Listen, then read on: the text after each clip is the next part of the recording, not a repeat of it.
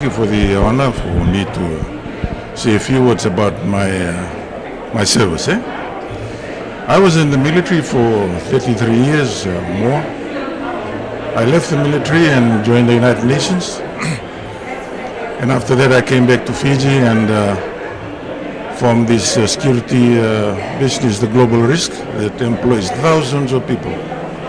I'm glad that you interviewed me, and I think, and I'm happy for a colleague of mine who is now in Australia, was the Chief of Staff of the military, that recommended me for this medal, for this honor.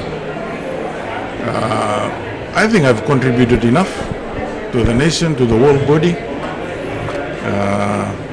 As you know, I spearheaded the recruitment of our men and women to the British Army in 1998 when I was in Scotland. As of today, I think more than 3,500 of our people are now in the British Army. And when I came back, I retired from the military, and I had a stint with the United Nations as a field security officer in East Timor during the Dili massacre. After that, I came back to Fiji, and the British security company called Global Risk were looking for someone to contact to recruit our Fijians to go to Iraq. And they contacted me, and in 2 weeks I managed to send 600 of our men and women to Iraq for duty. Some people say that mercenaries. No, they were not mercenaries. They went there to help the coalition forces. They earned enough money. A lot of people came to me, the Reserve Bank, one Nasi, said they contributed a lot to Fiji. I said, in what way?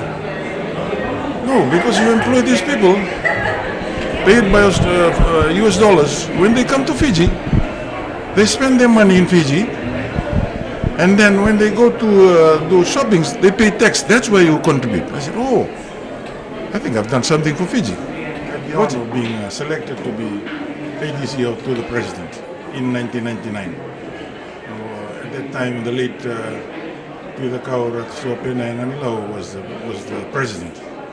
When I was told, I looked, I said, man, I'm going to serve a big chief and the highest office in the land. I think that was the hallmark of my career, serving the President. As you know, he died in office. We went to Walter Reed Hospital in the United States. The first trip was 3 months for his treatment, and then after that we came back.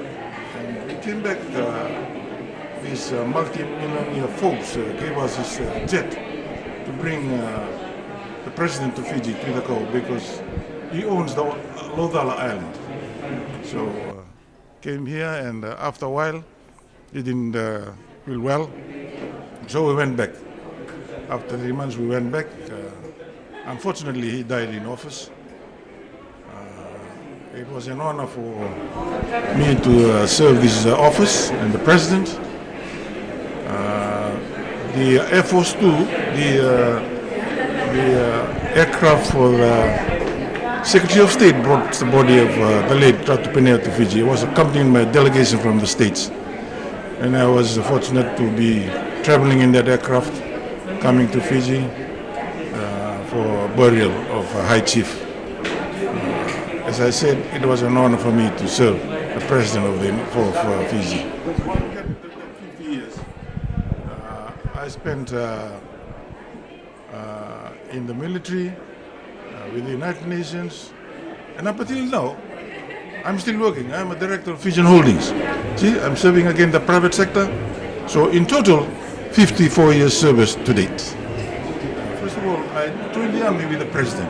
The same day, we were recruited together, and then on the 9th of October, I was a member of the guards that escorted the color in Albert Park. So we escorted the color for the lowering of the Union Jack the first time, for the last time. That was on 9th October 1970. And on the 10th of October, 1970, we were again to be on parade at Albert Park for the raising of the Fiji flag for the first time.